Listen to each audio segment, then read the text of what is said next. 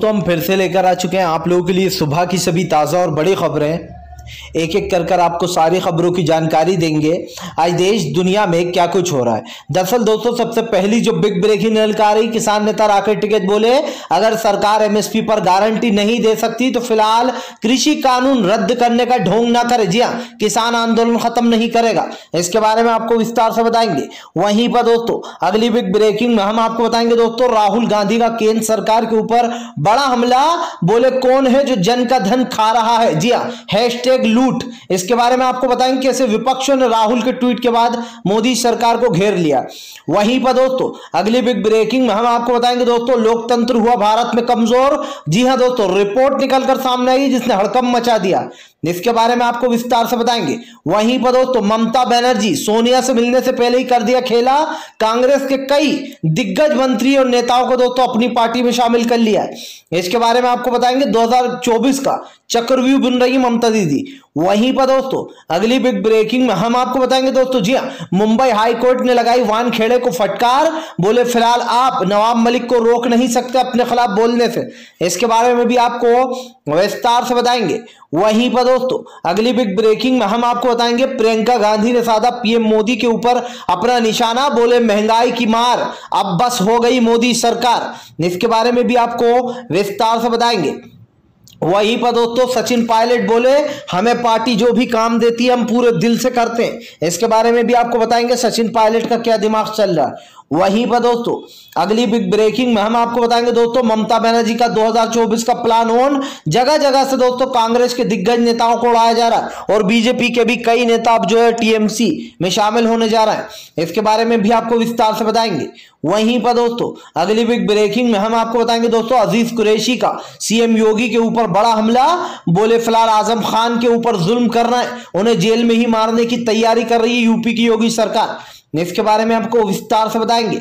वहीं पर दोस्तों लालू प्रसाद यादव ने साधा नीतीश के ऊपर निशाना, बोले फिलहाल नीतीश ये ढोंग बंद कर दे, शराब के ऊपर बना कानून भी हटा दे।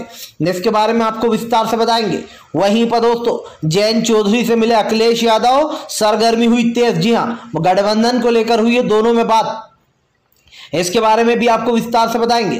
वहीं पर दोस्तों योगी ने साधा, जी हां, अखिलेश पर निशाना, तो अखिलेश ने भी दिया मुंहतोड़ जवाब। योगी सरकार ने कहा कि फिलहाल जो ओवैसी हैं वो सपा के एजेंट है। इसके बारे में बताएंगे क्या कुछ ओवैसी ने कहा है। वहीं पर दोस्तों अगली बिग ब्रेकिंग में हम आपको बताएंगे दोस्तों, जी हां, एमएसपी की अगर गारंटी दी तो देश बर्बाद हो जाएगा। ये कौन कह रहा है दोस्तों? ये बीजेपी का बहुत ही तरफदार इंसान, ये वो है दोस्तों जिसको कमेटी में शामिल किया गया था, जो 4 लोग कमेटी बनाई गई थी सुप्रीम कोर्ट द्वारा जिसमें किसान नहीं गए थे। ये उसी कमेटी का एक सदस्य है दोस्तों, अनिल धनवंत। इसका आपने नाम सुना होगा। ये कृषि कानूनों को शुरू से सपोर्ट कर रहा है। बताएंगे कैसे इनकी पोल खुली है। वहीं पर दोस्तों सारी खबरें आपको एक एक कर देंगे। चलिए बढ़ते हैं सबसे पहली और सबसे बड़ी खबर की ओर। दरअसल दोस्तों आपको बता दें तीनों कृषि कानून को लेकर किसान नेता राकेश टिकैत बोले सरकार ढोंग बंद कर दे, अगर वो एमएसपी पर गारंटी नहीं बनाएगी तो किसान घर नहीं जाएगा। राकेश टिकैत ने कहा कि बीजेपी के कुछ नेता कह रहे हैं कि अब इनकी मांगे बढ़ती ही जा रही हैं। किसान नेता राकेश टिकैत ने कहा कि सरकार हमारे पुराने वीडियो उठाकर देख ले, एक एक बयान देख ले, हमेशा से जो हमारी मांगे हैं उसमें एमएसपी और 3 काले कानून सबसे ऊपर थे। लेकिन दोस्तों अब बीजेपी क्या उड़ा रही है कि किसानों की मांगे बढ़ती जा रही हैं दोस्तों, जबकि आपको पता है कि किसान जो आए थे उन्होंने सबसे पहला ऐलान ही ये किया था कि कृषि कानून तभी रद्द होंगे जब तीनों कृषि कानून काले कानून रद्द होंगे, एमएसपी पर गारंटी होगी और किसानों को जो यहाँ पर बिजली के जो भी बिल उनको माफ किया जाएगा। लेकिन दोस्तों अब बीजेपी के मंत्री अफवाह फैला रहा है। राकेश टिकैत का कहना है कि फिलहाल बीजेपी ने ये अनाउंसमेंट करके सिर्फ ढोंग किया है, ये बीजेपी का ढोंग है, वो दुनिया को बताना चाह रही है। किसान नेता राकेश टिकैत ने कहा कि तीनों कृषि कानून वापस लिए, इसके लिए हम ठीक है सरकार का धन्यवाद करते, लेकिन अगर सरकार सोचती है कि वो ये सब कुछ एक चाल के तहत कर रही है और किसानों के सिर्फ बिल रद्द करके घर पहुंचा देगी तो ये गलत है। किसान नेता राकेश टिकैत ने कहा कि सरकार एक बात कान खोलकर सुन ले, किसान जब तक अपने घर वापस नहीं जाएगा जब तक कि सरकार एमएसपी पर गारंटी नहीं दे देगी। कुल मिलाकर दोस्तों अगर देखा जाए, अगर बात की जाए तो किसान अपने मुद्दों पर सीधा और सटीक है। उसने साफ ऐलान कर दिया कि फिलहाल वो तीनों कृषि कानून को लेकर घर वापस नहीं जाने वाला। इसी के साथ साथ किसान ने यह भी कहा है कि फिलहाल एमएसपी पर गारंटी, उन सभी झूठे मुकदमों को रद्द किया जाए, चाहे वो लाल किले वाली घटना हो या किसानों के ऊपर दोस्तों झूठे मुकदमे लगाए गए, उन सभी मुकदमों को वापस लेना होगा। इसी के साथ साथ दोस्तों आपको बता दें, लोकतंत्र में जिस तरीके से किसान अपनी बात रख रहे हैं, उनको रखने का पूरा हक है। राकेश टिकैत ने कहा कि सरकार अगर इसमें से एक भी बात नहीं मानेगी तो आंदोलन भी खत्म नहीं होगा। फिलहाल खैर चलिए हम बढ़ते हैं दोस्तों एक और अगली बिग ब्रेकिंग की तरफ। बता दोस्तों, राहुल गांधी का केंद्र सरकार का बड़ा हमला। बोले फिलहाल कौन है जो जन का धन खा रहा है बताओ। जिसके बाद दोस्तों विपक्षी नेताओं ने मोदी सरकार को घेर लिया। जी हाँ दोस्तों, राहुल गांधी ने मोदी सरकार का इतना बड़ी पोल खोल दी है, जिसके बाद विपक्षों ने भी मोदी सरकार को घेर लिया। राहुल गांधी ने दोस्तों एक ट्वीट किया, उस ट्वीट में उन्होंने लिखा, कौन है जो जन का धन खाता जा रहा है। यह ट्वीट किसने किया दोस्तों? राहुल गांधी ने। दरअसल दोस्तों मामला जुड़ा है स्टेट बैंक से। स्टेट बैंक में दोस्तों आपको बता दें, जो आम खाता धारक लोग हैं, जैसे कि आप और हम नॉर्मल लोगों के पैसे काट काट कर दोस्तों सरकार ने जो यहाँ पर आपको बताता चलूं, पूरी तरीके से सरकार की पोल राहुल गांधी ने खोल दी। क्योंकि यहां पर 1 करोड़ दोस्तों 64 लाख रुपए जो है वो सरकार ने कमा लिए। अब आप समझिए दोस्तों किस तरीके से जो है यहां पर इस पैसे को, आम जनता के पैसे को उड़ाया गया। 1 करोड़ 64, जी हां दोस्तों 1,64 करोड़ रुपए ये सरकार ने दोस्तों कैसे कमाए, ये भी मैं आपको बता दूं। ये स्टेट बैंक में घपला किया गया दोस्तों, और हर खाता धारक के खाते से दोस्तों 17 रुपए 20 पैसे उड़ाए गए। 17 रुपए 20 पैसे एक एक खाता धारक के एक एक ट्रांजेक्शन पे उड़ाए गए दोस्तों। और ये साफ दिखाई दे रहा है कि 1 करोड़ 64, जी हां, लाख रुपए। अब आप समझिए दोस्तों किस तरीके से सरकार ने जो यहां पर 1,64 करोड़ रुपए आम जनता से कमा डाले, जिसको लेकर राहुल गांधी ने ये ट्वीट कर डाला कि कौन है जो जन का धन जो है खाता चला जा रहा है। जिसके बाद सभी विपक्षी नेता एकजुट हो गए और सभी ने जो है यहां पर प्रधानमंत्री नरेंद्र मोदी को सोशल मीडिया पर घेर लिया। साफ दिखाई दे रहा है दोस्तों कि अगर करोड़ों लोगों के खाते में से 17 रुपए 20 पैसे कटते हैं दोस्तों, तो सरकार के पास कितना धन इकट्ठा हो रहा है इसका अनुमान आप लगा सकते हैं। सरकार हर जगह से कमा रही है दोस्तों, हर जगह लोगों का पैसे की लूटपाट की जा रही है, पेट्रोल के दाम बढ़ाया जा रहा है, महंगाई चरम सीमा पर पहुंच गई, लेकिन मोदी सरकार अपने में ही मस्त है भैया। फिलहाल चलिए बढ़ते हैं हम एक और अगली बिग ब्रेकिंग की तरफ।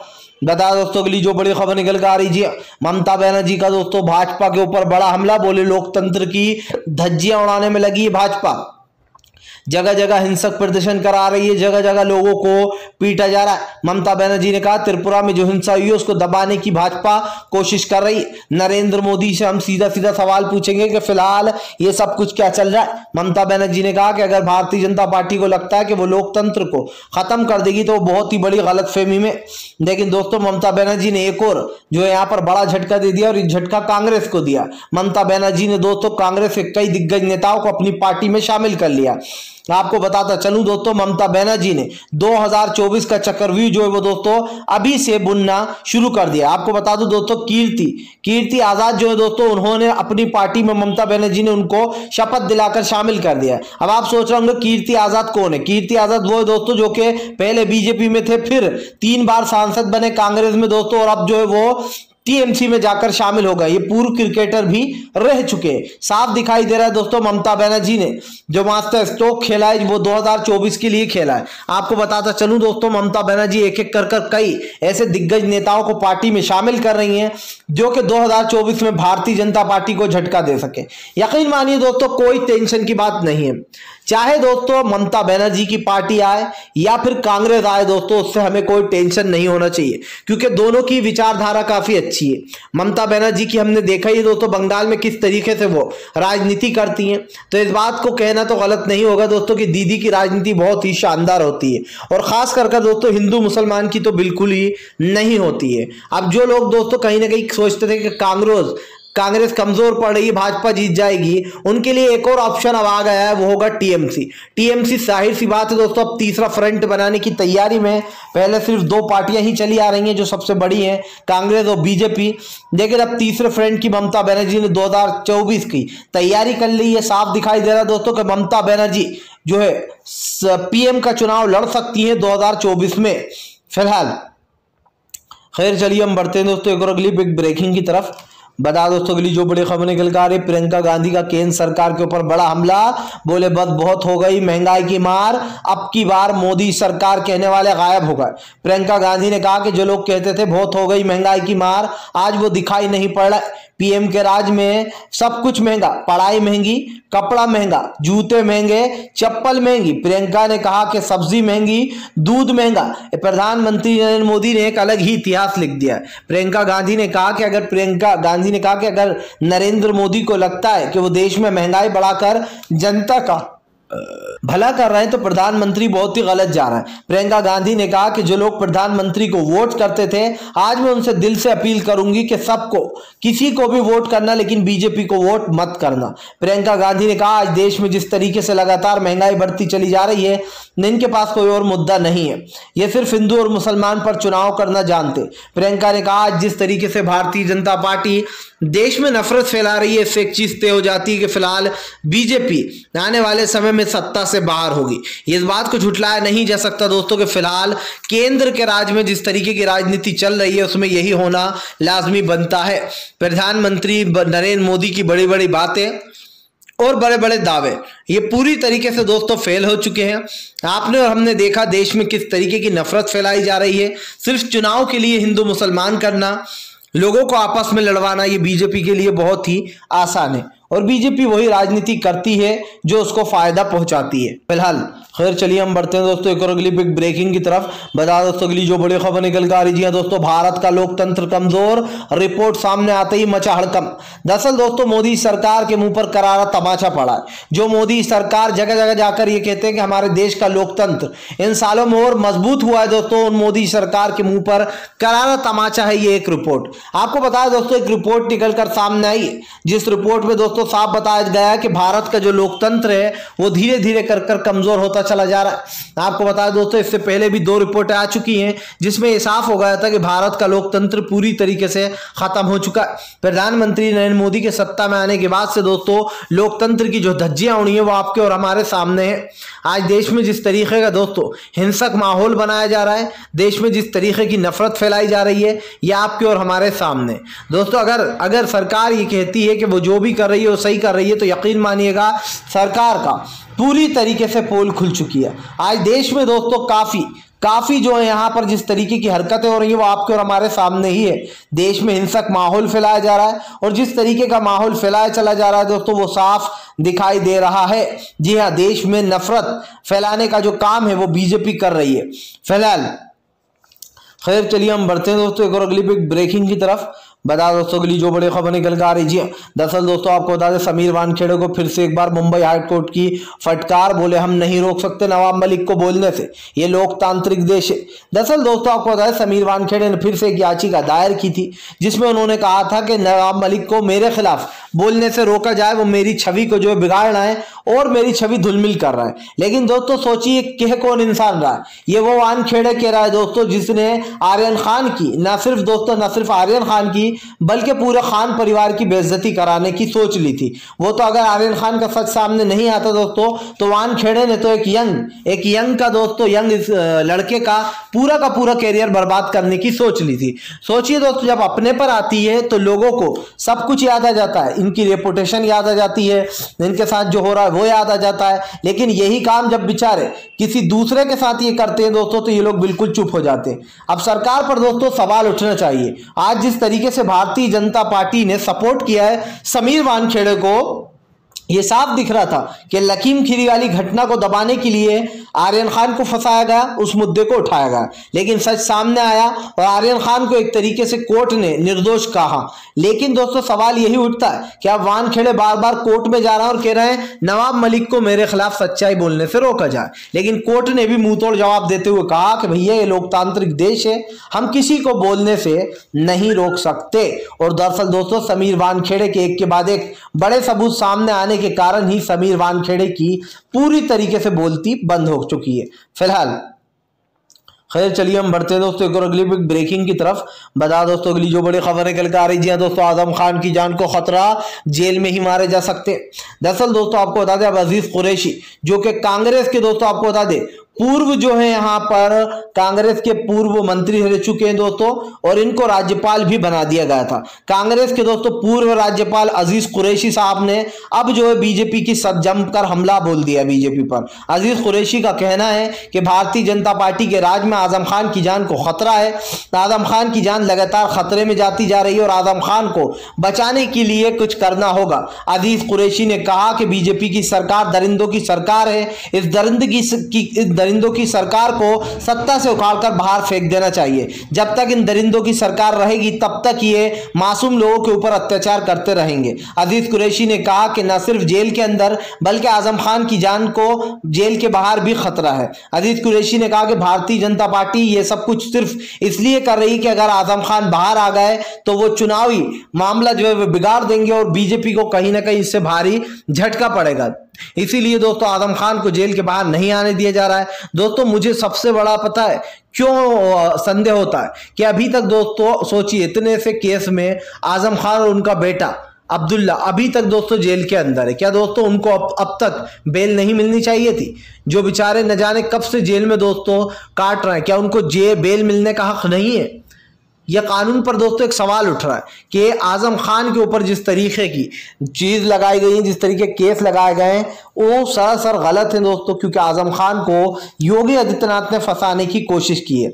साफ दिखाई दे रहा है पहले मुख्तार अंसारी, आजम खान, इन लोगों को लगातार टारगेट करने की कोशिश की जा रही है। ओवैसी ने बड़ा हमला बोला है, साफ कहा है असदुद्दीन ओवैसी ने कि फिलहाल ये सब कुछ बीजेपी कर रही है। लेकिन अजीज कुरैशी ने जो खुलासा किया है दोस्तों कि आजम खान की जान को खतरा है और बीजेपी एक दरिंदगी पार्टी है जिसको सत्ता से बाहर हटा देना चाहिए। यानी कि दोस्तों अजीज कुरैशी का यह बयान ने हड़कंप मचा दिया है कि क्या आजम खान की जान को खतरा है फिलहाल। खैर चलिए हम बढ़ते हैं दोस्तों एक और अगली बिग ब्रेकिंग की तरफ। बता दोस्तों अगली जो बड़ी खबर निकल कर आ रही, लालू प्रसाद यादव भड़के, नीतीश पर निकाली अपनी भड़ास। दरअसल दोस्तों लालू प्रसाद यादव ने अपनी भड़ास नीतीश पर निकाल दी है। लालू प्रसाद यादव का कहना है कि नीतीश जो यहाँ पर ढोंग बंद कर दें और वो इस ढोंग को बंद कर सीधा सीधा मेरे सवालों का जवाब दें। आपको बता दूं दोस्तों लालू प्रसाद यादव ने कहा कि ये नीतीश का ढोंग चल रहा है और इस ढोंग का वो जल्दी ही पर्दाफाश भी करेंगे। आपको बताता चलूं दरअसल लालू प्रसाद यादव ने सीधे ये कह दिया है कि फिलहाल जो बीजेपी की सरकार है वो जानबूझकर ये सब कुछ कर रही है।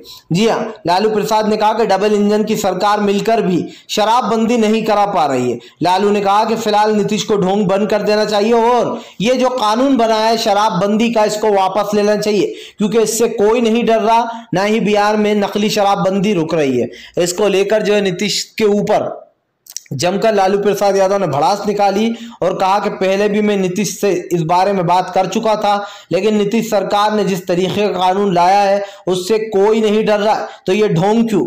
इनके अपने मंत्री शराब का कारोबार कर रहे हैं। इस तरीके से दोस्तों लालू प्रसाद ने जमकर घेर लिया नीतीश को फिलहाल। खैर चलिए हम बढ़ते हैं दोस्तों एक और अगली बिग ब्रेकिंग की तरफ। बता दोस्तों उत्तर प्रदेश की राजनीति में उफान। दोस्तों उत्तर प्रदेश की राजनीति में बड़ा उफान इसलिए आ गया है क्योंकि कल जयंत चौधरी से मिले हैं अखिलेश यादव। आपको बता दोस्तों कल जयंत और अखिलेश की मुलाकात हुई है। बताया जा रहा है कि गठबंधन को लेकर मुलाकात हुई है। दरअसल दोस्तों कई दिनों से ये उड़ाया जा रहा था कि जयंत चौधरी के बागी सुर हो रहे हैं और वो कांग्रेस के साथ जाकर मिल सकते हैं, लेकिन दोस्तों ये बात बिल्कुल झूठी थी और ये बात साबित कर दी अखिलेश यादव ने। जयंत के साथ मिलने के बाद दोस्तों अखिलेश यादव अपने ट्विटर हैंडल पर एक तस्वीर शेयर की खुद की, और जो है यहाँ पर जयंत की, उसमें लिखा था कि फिलहाल जिस तरीके से आगे बढ़ रहा है उत्तर प्रदेश, जी हाँ आगे उत्तर प्रदेश अब आगे बढ़ रहा है सफलता की ओर, इस तरीके से अखिलेश यादव ने ट्वीट किया है, साफ दिखाई दे रहा है फिलहाल। खैर चलिए हम बढ़ते हैं दोस्तों एक और अगली बिग ब्रेकिंग की तरफ। बता दोस्तों भाजपा के नेता और काफी करीबी इंसान दोस्तों अनिल धनवद का बड़ा बयान, बोले अगर एमएसपी पर गारंटी दे दी तो देश बर्बाद हो जाएगा। समझिए दोस्तों प्रधानमंत्री दो हेलीकॉप्टर खरीद लेते हैं अपने लिए, उसमें देश बर्बाद नहीं हो रहा। एमएसपी पर अगर कानून बन गया तो देश बर्बाद हो जाएगा। दरअसल दोस्तों अनिल धनवद वो है जिनको सुप्रीम कोर्ट ने जो एक कमेटी बनाई थी 4 लोगों की कि कृषि कानून सही है या गलत, ये वो निर्णय लेंगे, लेकिन किसान ने सुप्रीम कोर्ट के फैसले को नहीं माना था और वो इस कमेटी के पास नहीं गए थे। अब उसी कमेटी के अनिल धनवद जो है दोस्तों उसका कहना है कि अगर एमएसपी पर गारंटी मिल गई तो देश बर्बाद हो जाएगा। यानी कि मोदी जी अपने ऊपर करोड़ों रुपए खर्च कर दें तो देश बर्बाद नहीं होता, रैलियों में करोड़ों रुपए पानी की तरह फूंक दिया जाए तो देश बर्बाद नहीं होता, लेकिन किसान में कि एमएसपी लाने से देश बर्बाद हो जाएगा। वाह भाई क्या दिमाग पाया अनिल धनवंत ने। फिलहाल दोस्तों, आपको अगर लगता है कि हमारी खबरें आपके काम की और हम हमेशा सच्ची न्यूज़ लाते हैं आपके लिए, तो इस चैनल को सब्सक्राइब कीजिए। सब्सक्राइब करने के साथ साथ पास में एक घंटी आएगी यानी कि बेल आइकन, उसको ऑल नोटिफिकेशन पे दबाइए ताकि हमारे हर वीडियो की अपडेट दोस्तों आपको मिल पाए।